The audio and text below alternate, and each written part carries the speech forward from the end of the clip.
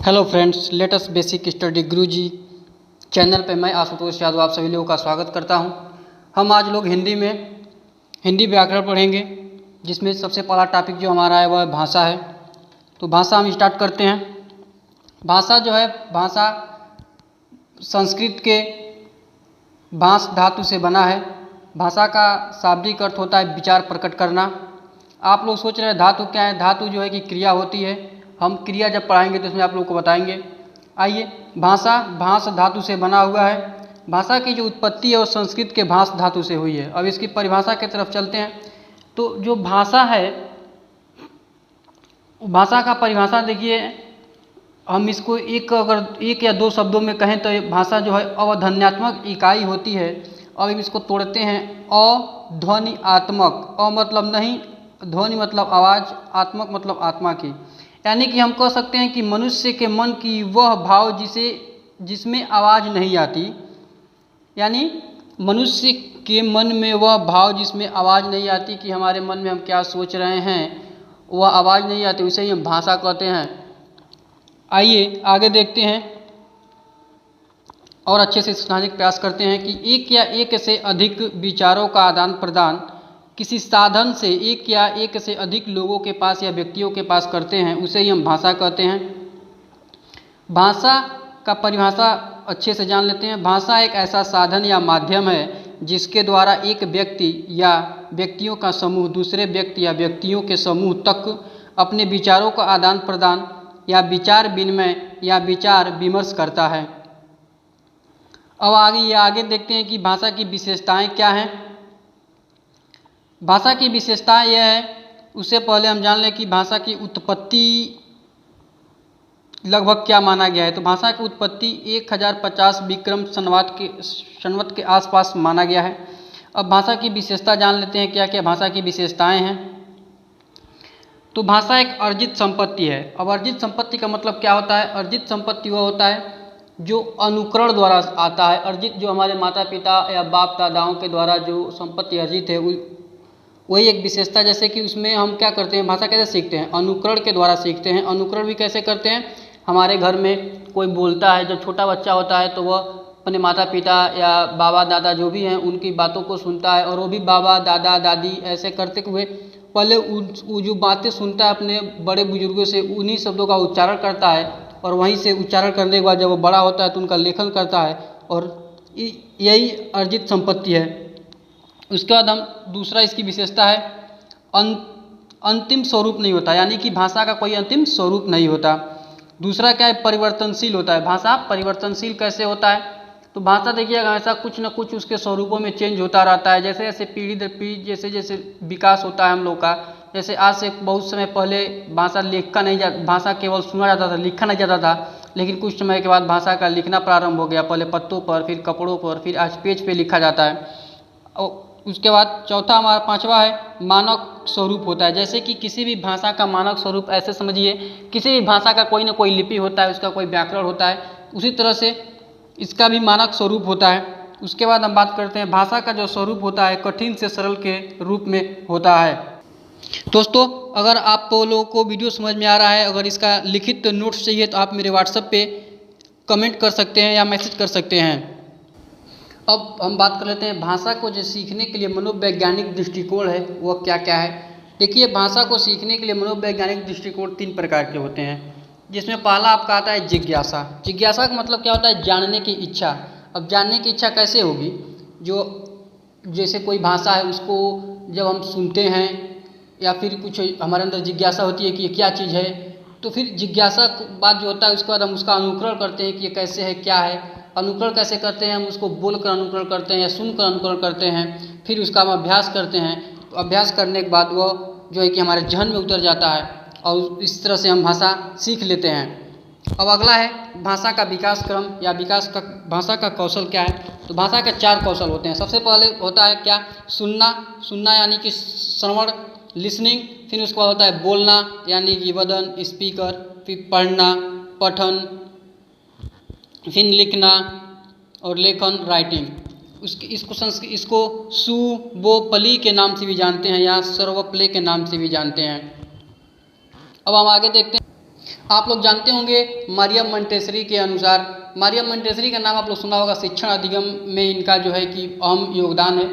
इन्होंने बताया है कि पहले जो है कि पहले सुना जाता है, फिर बोला जाता है, उसके बाद लिखा जाता है, उसके बाद पढ़ा जाता है। लेकिन जो और लोगों ने बताया वो बताया है कि सुनना, बोलना, पढ़ना, लिखना है। लेकिन इन्होंने क्या बताया कि सुनना के बाद बोलना, बोलना के बाद लिखना, उसके बाद पढ़ना। अब हम बात कर लेते हैं भाषा के प्रकार। तो भाषा के 3 प्रकार होते हैं। एक मौखिक होता है। मौखिक भाषा कैसा होता है, इसको बोलकर या सुनकर किया जाता है। लिखित भाषा होता है दूसरा, इसको लिखकर या पढ़कर। जो तीसरा होता है वह सांकेतिक होता है, इसको संकेत या इशारा से किया जाता है। अब हम एक क्वेश्चन आप लोग से पूछ रहे हैं, आप लोग हमारे कमेंट बॉक्स में जरूर बताइएगा और वीडियो में बता रहे हैं कि सबसे सरल भाषा क्या होती है और क्यों होती है। तो आइए हम बता देते हैं। मौखिक भाषा सबसे सरल भाषा होती है क्योंकि उच्चारित शब्दों और वाक्यों या वर्णों को सुनने वाले को सुनते ही अर्थ समझ आ जाता है। जैसे सबसे सरल भाषा मौखिक इसलिए है क्योंकि हम जब भी कोई बात सुनते हैं तो सुनने के बाद तुरंत उसका अर्थ हमें जो है कि समझ में आ जाता है। उसके बाद सबसे कठिन भाषा क्या होती है, तो सबसे कठिन भाषा सांकेतिक भाषा होती है। और क्यों होती है? सांकेतिक भाषा इसलिए कठिन होती है क्योंकि यह निश्चित नहीं होती है। जैसे जब तक कोई सार्थक ध्वनि सुनने को नहीं मिले तब तक हर प्रकार की आवाज़ हमारे लिए सांकेतिक होगी। जैसे मान लीजिए यातायात का साधन पे जो ट्रैफिक पुलिस जो रहते हैं वह कोई भी इशारा कर देते हैं तो हम नहीं समझ पाते हैं कि वो क्या कह रहे हैं। कोई जैसे कि जब तक कोई सार्थक ध्वनि, हमें कोई ध्वनि नहीं मिलेगी तब तक हम ये नहीं समझ पाएंगे कि क्या संकेत। जैसे हम ताली पीट रहे हैं, ताली, तो ताली पीटने का कोई अर्थ नहीं समझ में आ रहा है क्या है। अब आइए हम बात कर लेते हैं हिंदी का ऐतिहासिक दृष्टिकोण क्या है, कि हिंदी की जगत जननी क्या है, कहाँ से आई हिंदी। तो हिंदी जो है संस्कृत, हिंदी का जो है कि मूल जो हिंदी है उसका जो मूल उत्पत्ति हुई वह संस्कृत भाषा से हुई है। यानी कि हम कह सकते हैं कि संस्कृत मूल भाषा जगत जननी भाषा कहा जाता है।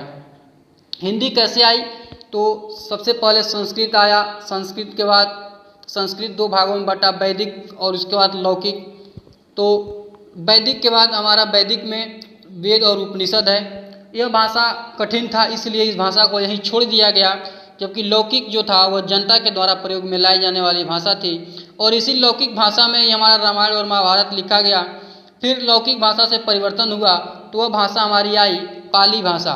और पाली भाषा आप लोग जानते हैं कि बौद्ध धर्म में एक ग्रंथ है त्रिपिटक एक ग्रंथ है, उसमें पाली भाषा का प्रयोग किया गया है। और इस समय पाली भाषा बहुत अधिक प्रचलन में था।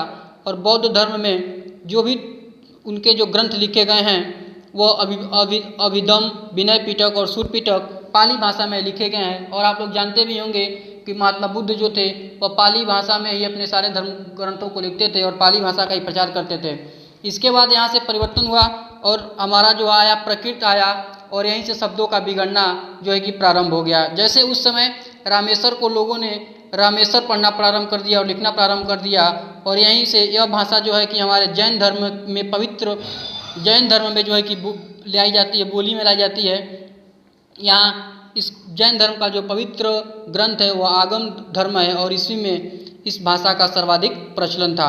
उसके बाद प्राकृत भाषा से हमारा अपभ्रंश भाषा आया और इसी का एक प्रकार है सौरसेनी अपभ्रंश। और सौरसेनी भाषा से ही हमारी हिंदी की उत्पत्ति हुई। एक प्रश्न हम आप लोग से जानना चाहेंगे कि हिंदी भाषा का विकास माना जाता है, यहाँ 4 ऑप्शन दिया हुआ है, संस्कृत, अपभ्रंश और सौरसेनी, इनमें से कोई नहीं। तो इसमें से सौरसेनी होगा क्योंकि संस्कृत के तो 2 प्रकार हैं, वैदिक और लैंगिक। और अपभ्रंश के भी देखिए, अपभ्रंश खुद संस्कृत नहीं है, खुद हिंदी नहीं है, अपभ्रंश से ही सौरसेनी निकला है और इस सौरसेनी से हिंदी का निर्माण हुआ है। अब उसके बाद तो हमारा जो सही आंसर होगा वो होगा सौरसेनी। ये बहुत महत्वपूर्ण प्रश्न है, ये कई बार एग्जामों में पूछा गया प्रश्न है। उसके बाद हम देख लेते हैं जो भौगोलिक राज्य है जहाँ जहाँ हिंदी भाषा का प्रयोग किया जाता है वो कौन कौन सा राज्य है। तो इसमें आपका राजस्थान है, झारखंड है, बिहार है, उत्तर प्रदेश है, अंडमान निकोबार है, छत्तीसगढ़, दिल्ली है, हरियाणा है, मध्य प्रदेश, हिमाचल प्रदेश है। और अब हम हिंदी के संवैधानिक दृष्टिकोण से यह जान लेते हैं कि हिंदी को संविधान में क्या दर्जा मिला है, संविधान के किस भाग में है। तो संविधान के अनुसूची 8 में हिंदी भाषा से संबंधित वर्णन है और इसी 8 में ही भाषा के 22 भाग हैं और उनमें से एक हिंदी है। हिंदी को राज्य भाषा की दर्जा प्राप्त है भाग 17 में अनुच्छेद 343 और 351 में, अनुच्छेद 343 और 351 तक है। अब हम आगे बात कर लेते हैं, इसमें एक और टॉपिक हमारा है बोली। बोली क्या होता है और भाषा क्या होता है। तो आइए हम जान लेते हैं आज बोली क्या होती है और भाषा क्या होती है।